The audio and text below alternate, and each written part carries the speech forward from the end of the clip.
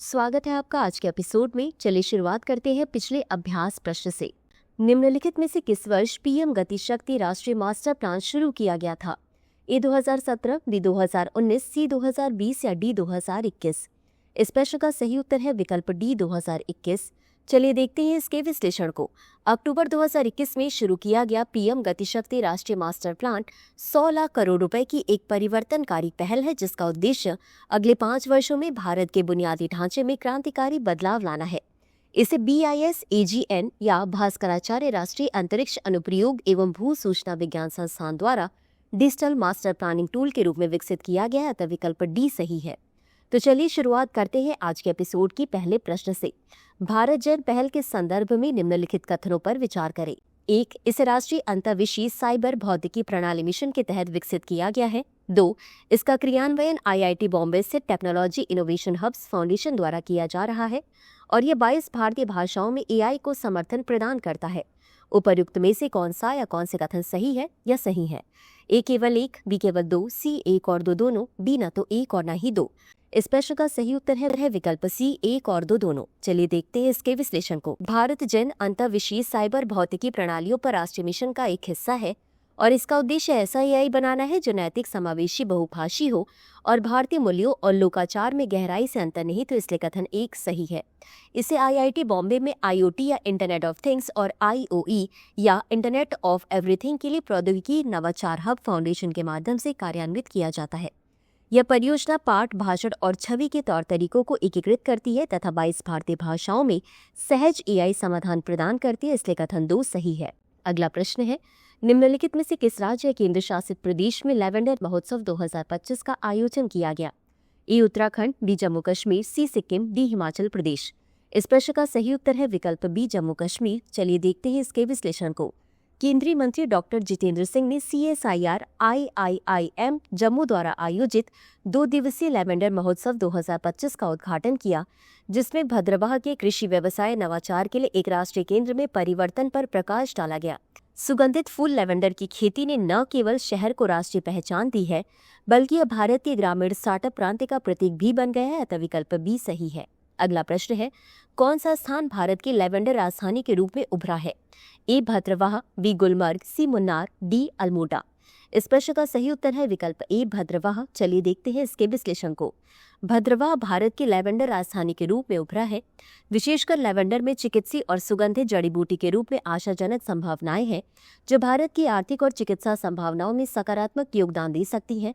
Lavender Jammu Kashmir की जलवायु के लिए उपयुक्त है, जो ठंडी सर्दियां और हल्की गर्मियां सहन कर सकता है, अतः विकल्प ए सही है। अगला प्रश्न है, अरोमा मिशन किस वर्ष शुरू किया गया था? ए 2014, बी 2016, सी 2018, डी 2020।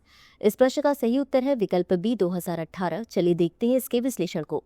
अरोमा मिशन की शुरुआत वर्ष 2016 में की गई थी, जिसका उद्देश्य लैवेंडर पौधों की खेती को बढ़ावा देना था, जो अपने सुगंधित उपचार गुणों के लिए जाने जाते हैं। अरोमा मिशन, जिसे लोकप्रिय रूप से लैवेंडर या पर्पल क्रांति के रूप में भी जाना जाता है, जम्मू कश्मीर से शुरू हुआ है और इसने किसानों के जीवन को बदल दिया है, जो लैवेंडर उगाने, आकर्षक लाभ कमाने और अपने जीवन को बेहतर बनाने में सक्षम है, अतः विकल्प बी सही है। अगला प्रश्न है, बुद्ध के पवित्र अवशेषों के संदर्भ में निम्नलिखित कथनों पर विचार करें। 1. वे सारनाथ के मूलगंध कुटी विहार मंदिर में स्थापित है। 2. इनका उत्खनन 1927 से 1931 के बीच नागार्जुन कोंडा में H लोंगहर्स्ट द्वारा किया गया था। उपर्युक्त में से कौन सा कथन सही है? ए केवल 1, बी केवल 2, सी 1 और 2 दोनों, डी न तो 1 और न ही 2। इस प्रश्न का सही उत्तर है विकल्प सी 1 और 2 दोनों। चलिए देखते हैं इसके विश्लेषण को। बुद्ध के पवित्र अवशेष सारनाथ उत्तर प्रदेश में स्थित मूलगंध कुटी विहार मंदिर में स्थापित है, इसलिए कथन 1 सही है। इसका संचालन महाबोधि सोसाइटी द्वारा किया जाता है, जिसकी स्थापना अनागरिक धर्मपाल ने की थी। 1927 से 31 के दौरान नागार्जुन कोंडा आंध्र प्रदेश में H लोंगहर्स्ट द्वारा अवशेषों की खुदाई की गई थी, इसलिए कथन 2 सही है। ये अवशेष 27 दिसंबर 1932 को भारत के वायसराय की ओर से राय बहादुर दयाराम साहनी द्वारा महाबोधि सोसाइटी को सौंप दिए गए थे। अगला प्रश्न है, सम्राट अशोक ने बुद्ध के प्रथम उपदेश की स्मृति में 249 ईसा पूर्व में सारनाथ में कौन सा स्तूप बनवाया था? ए सांची स्तूप, बी अमरावती स्तूप, सी भरोत स्तूप, डी धमेख स्तूप। इस प्रश्न का सही उत्तर है विकल्प डी, धमेक स्तूप। चलिए देखते हैं इसके विश्लेषण को। ऐसा माना जाता है कि सम्राट अशोक ने बुद्ध के प्रथम उपदेश की स्मृति में 250 ईसा पूर्व में सारनाथ में धमेक स्तूप का निर्माण कराया था। सारनाथ में ही गौतम बुद्ध ने ज्ञान प्राप्ति के बाद अपना पहला उपदेश दिया था, जिसके बाद धर्मचक्र प्रवर्तन हुआ था। अतः विकल्प डी सही है। अगला प्रश्न है, नीति आयोग ने राज्य सहायता मिशन के तहत उत्तराखंड के किस जिले में 1 दिवसीय क्षेत्रीय कार्यशाला आयोजित की? ए नैनीताल, बी देहरादून, सी हरिद्वार, डी अल्मोड़ा। इस प्रश्न का सही उत्तर है विकल्प बी, देहरादून। चलिए देखते हैं इसके विश्लेषण को। नीति आयोग ने उत्तराखंड राज्य सशक्तिकरण एवं परिवर्तन संस्थान आयोग के सहयोग से उत्तराखंड के देहरादून में राज्य सहायता मिशन के अंतर्गत 1 दिवसीय क्षेत्रीय कार्यशाला आयोजित की। यह कार्यशाला राज्य सहायता मिशन के अंतर्गत आयोजित श्रृंखला की पहली कार्यशाला थी, जिसका उद्देश्य राज्य परिवर्तन संस्थानों के माध्यम से नीति आयोग तथा राज्यों या केंद्र शासित प्रदेशों के बीच संरचित सहयोग को बढ़ावा देना था। अतः विकल्प बी सही है। अगला प्रश्न है, संथाली भाषा के संदर्भ में निम्नलिखित कथनों पर विचार करें।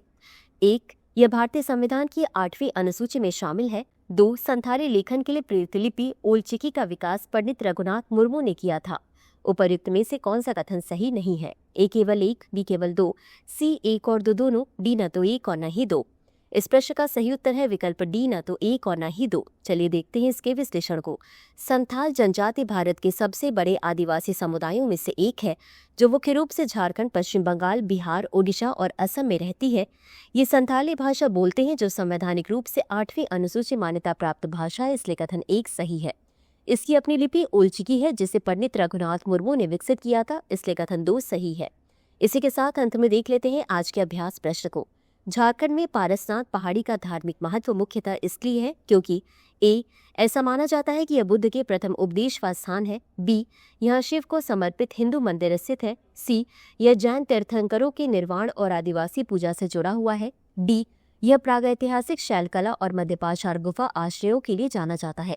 इस प्रश्न का उत्तर कमेंट बॉक्स में जरूर दें। आज के लिए बस इतना ही। धन्यवाद।